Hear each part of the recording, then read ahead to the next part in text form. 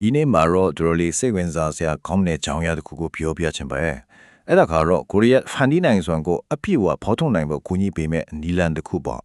့ခေါင်းစဉ်ကတော့ဒုတိယဦးနှောက်တစ်ခုတိဆောက်ခြင်းပါဒီလိုမျိုးကြုံဖူးကြမယ်ထင်ပါတယ်ရေချိုးနေတော့ပဲဖြစ်ကားမောင်းနေရင်ပဲဖြစ်ရုတ်တရက်ဆိုသလိုကောင်းထဲမှာဒါကတော့ကပါကျော်သွားနိုင်တယ်လို့ထင်ရတဲ့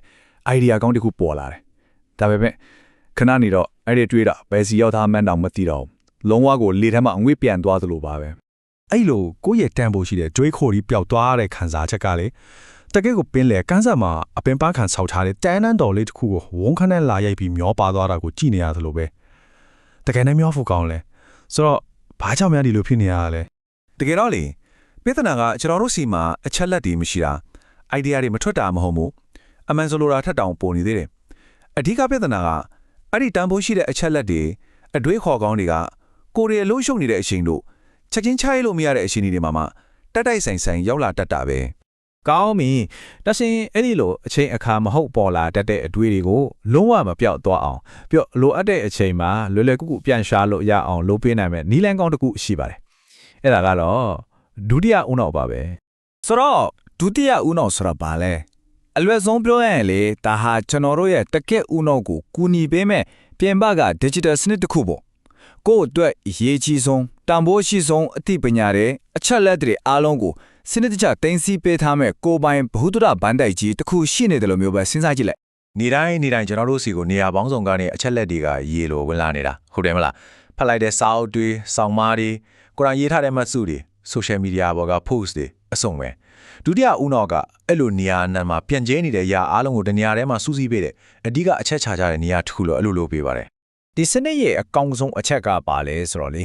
ဒါကကို productivity machine ကြီးတစ်ခုလိုဖြစ်လာအောင်အတင်အကျပ်ဖိအားပေးနေလာမျိုးလုံးဝမဟုတ်ဘူးအမှန်တော့ပြောင်းပြန်မယ်အချက်လက်တွေမရတင်ရမယ်ဝန်ထုတ်ဝန်ပိုးတွေကိုအပြင်ကစနစ်တစ်ခုစီလဲချလိုက်တာအဲ့ဒီကမှကိုယ့်ရဲ့တက်ခဲ့ဦးနောက်ကလွတ်လပ်တွေးခေါ်လို့ရတယ် idea အတစ်တွေရှာဖွေလို့ရတယ်ပေါ့ပါနေလို့ရသွားတာပေါ့ဟုတ်ပြီဒီလိုစနစ်တစ်ခုတကယ်တိဆောက်လိုက်ရင်ဘာတွေဖြစ်လာနိုင်မလဲအရင်ဆုံးကတော့ကိုယ့်ရဲ့ခေါင်းထဲမှာပဲရှိနေတဲ့မရေရတဲ့အတွေးခေါ်တွေဟာလက်ဆွဲလက်ကန်ဖြစ်လို့ရတဲ့အရာတွေဖြစ်လာမယ်ပြီးတော့အရင်ကတတိမထားမိခဲ့တဲ့အချက်လက်တွေကြားကဆက်ဆက်မှုအတက်တီကိုရှာတွေ့လာမယ်အချိန်ကြာလာနဲ့မြကိုယ့်ရဲ့အတွေးခေါ်လေးတွေကိုပြိုးတောင်ပေးနိုင်ပြီးနောက်ဆုံးမှတော့ကိုယ့်ရဲ့ကိုယ်ပိုင်ရှိမြင်ပုံကပို့ပြီးတော့ထပ်ပြက်လာမှာပါကောင်းပြီဒီလောက်ထိအကျိုးများရဲ့ဒုတိယဦးနောက်ကိုဘယ်လိုစပြီးတိဆောက်ကြမလဲအဲ့ဒီအတွက် shoot watcher ကလိုက်လို့ရမ်းလွယ်တဲ့နီးလန်းလေးတစ်ခုမှရှိနေပါတယ်အဲ့ဒါကတော့ code ပါပဲ code ဆိုတာကအဓိကလောက်ဆောင်ရမယ့်အဆင့်လေးဆိုင်ရဲ့အတော်ကောက်စကားလုံးပါ C က capture မှတ်သားစုဆောင်းခြင်း O က organize စုစည်းခြင်း D က distill အနှစ်ချုပ်ခြင်းပြီးတော့ E က express ဖော်ပြခြင်းပါကဲ the sentence စီဘာတွေလုပ်ရမလဲဆိုတာအသေးစိတ်ကြည့်လိုက်ကြရအောင်ဟုတ်ပြီဒီခိုးနီလန်းကိုလွတ်တွေ့မှာဘလို့အတုံးချရမလဲဆိုတာကိုတစ်ချက်ကြည့်ကြရအောင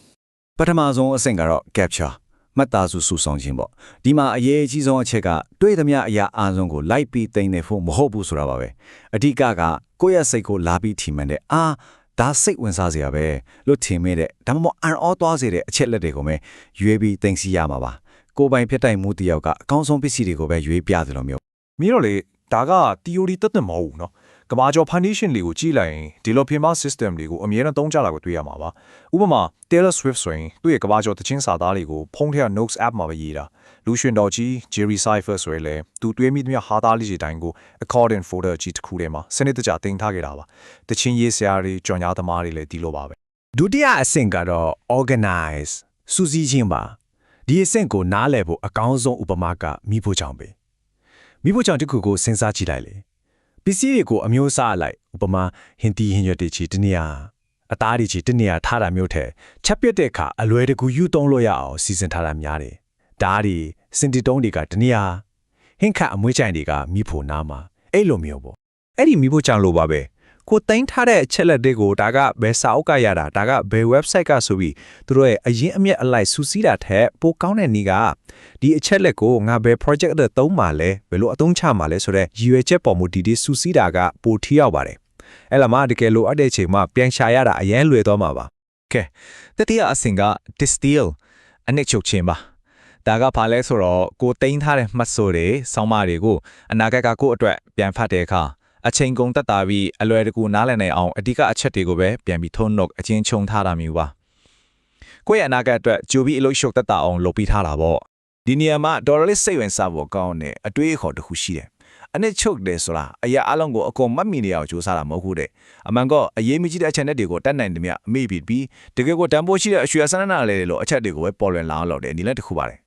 ဥပမာအနေနဲ့ဒီမှာကြည့်လိုက်ဘယ်ဘက်မှာရှုပ်ပွားနေတဲ့အရှိဝဲမဆူရီရှိတယ်အဲ့ဒါတွေကိုအဓိကအချက်တွေပဲ highlight လုပ်ပြီးအနစ်ချုပ်လိုက်တဲ့အခါညာဘက်ကလို့ရှင်းလင်းပြီးဘာတွေလုပ်ရမလဲဆိုတာချက်ချင်းသိနိုင်တဲ့စာရင်းတစ်ခုဖြစ်သွားရော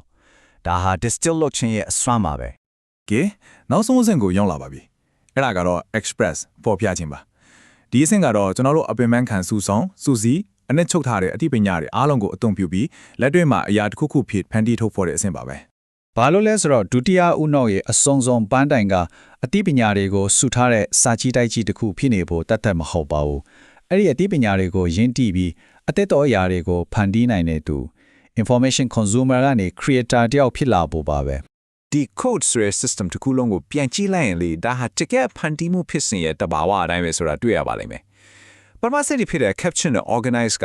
အချက်လက်တွေအတွေ့အခေါ်တွေကိုတတ်နိုင်တဲ့များများစုဆောင်းတဲ့အပိုင်း divergence ပေါ့နောက်ပိုင်းဆက်နေဖြစ်တဲ့ distill နဲ့ express ကတော့အဲ့ထဲကမှအကောင်းဆုံးတွေကိုရွေးထုတ်ပြီး layer တစ်ခုအဖြစ်ပုံဖော်ဖန်တီးတဲ့အပိုင်း convergence ဖြစ်ပါတယ်အီတလီအတွေ့အခေါ်ပညာရှင် Gian Battista Vico ပြောခဲ့တဲ့စကားတစ်ခွန်းရှိပါတယ်ကျွန်တော်တို့ဟာမိမိတို့ဖြူလို့တဲ့အရာကိုသာအမှန်တကယ်သိကြတယ်တဲ့ဟုတ်တယ်တကယ်အသိပညာဆိုတာစောက်တယ်မှာဖတ်ယုံခေါင်းတယ်မှာမှတ်ထားယုံနဲ့မပြီးဘူးလေကိုယ်တိုင်လက်တွေ့ဖန်တီးဖြူလို့ချီမှာဒါကိုယ့်ရဲ့တကယ်အသိပညာဖြစ်လာတာပါဒါကြောင့်ဒီနေ့ဒီအကြောင်းအရာကိုအဆုံးမသက်ခင်မှာစဉ်းစားစရာမေးခွန်းလေးတစ်ခုနဲ့ပဲနေကောင်းချုပ်လိုက်ပါစေအခုကျွန်တော်တို့အတူတူလေးလာခဲ့တဲ့ဒီဒုတိယဦးနာတိဆောက်တဲ့နေလန်းတွေကိုအသုံးပြုပြီးတော့ဘယ်လိုအော်စရာကောင်းတဲ့အရာတွေကိုဖန်တီးသွားကြမှာလဲ